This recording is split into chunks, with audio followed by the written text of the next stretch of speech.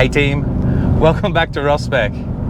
Not that long ago, we took the old Mustang out to Queensland Raceway for Time Attack, and man, that was so much fun. But, you know, being a heavy street car, it gets really expensive on consumables, tires and brakes, and you're servicing it every 2 seconds.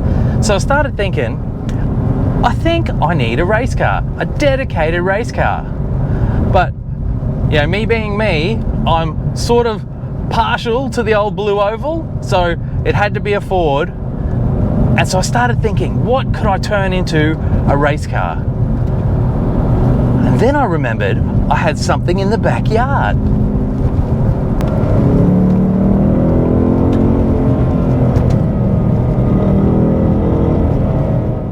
And here it is, my 1994 EF XR8. My dad bought an EF XR6 brand new. I was there on the day he picked it up from the dealership, and ever since then, I've always wanted an XR8. I almost bought one a couple of times, but they were always the wrong color and the wrong transmission. But this one here come up on Marketplace, and I just had to have it. It's really funny because the dude who I bought it from, I'd actually tried to buy it from him previously 5 years earlier and didn't even know it.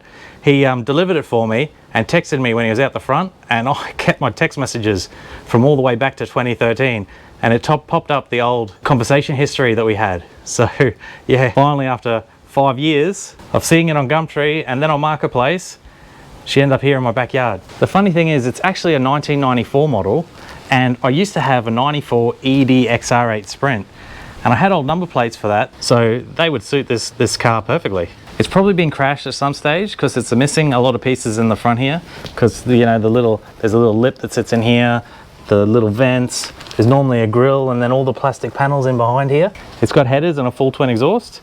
And a little bit of an intake pipe mod there, but other than that, she's factory stock. How about a cold start?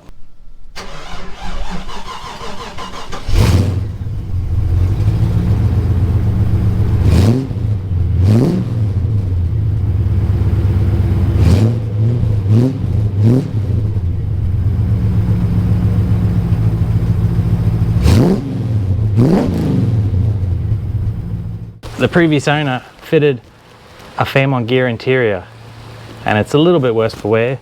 Some of the wood panelling's falling off, but it's actually a bit of a storage pit at the moment of all the extra interior bits and pieces that I've got.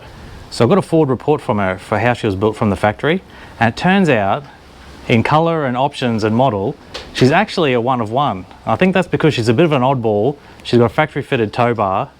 She had a 6-stacker, cruise control, manual, and this cobalt blue, they changed it at some stage in 95 to navy blue. So, you know, that must mean a short period of time for the cobalt blue ones. Now, the class that I want to enter her in, being a 5 litre, she won't be very competitive because she'll be up against things like 911s and stuff like that. But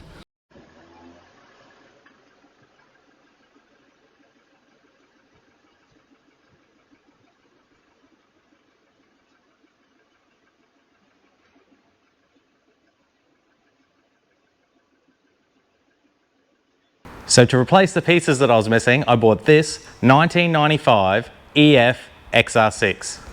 So it's got all the pieces that I was missing.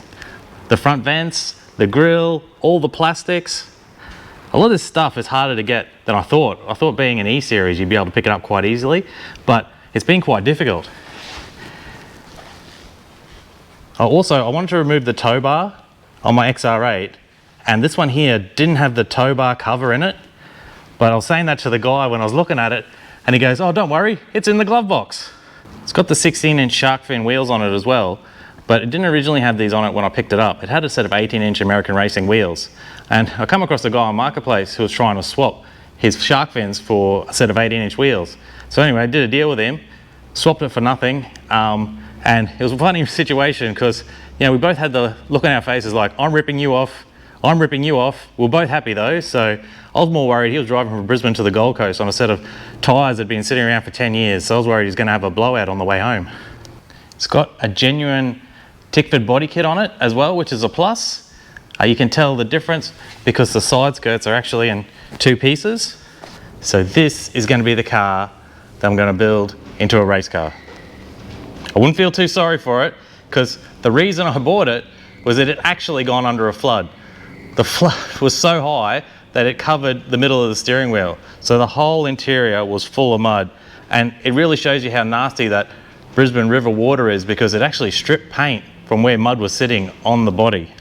So when I got it home from buying it, I stripped most of the interior.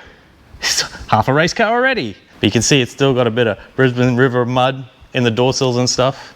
Need to clean that all out. When I looked at it, there was no water in the oil. And so the thing cranks, but it doesn't fire yet. And it's also auto, but we can definitely fix that.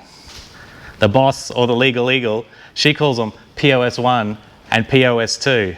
But these are my 90s dream cars, which I lovingly call Buffy and Faith. Hit that subscribe button if you want to follow the build. Hit the like if you think I'm doing the right thing. In the comments below, let me know what you do to turn it into a race car. Remember, there's more to going fast than going fast. Until next time, I'll catch you later.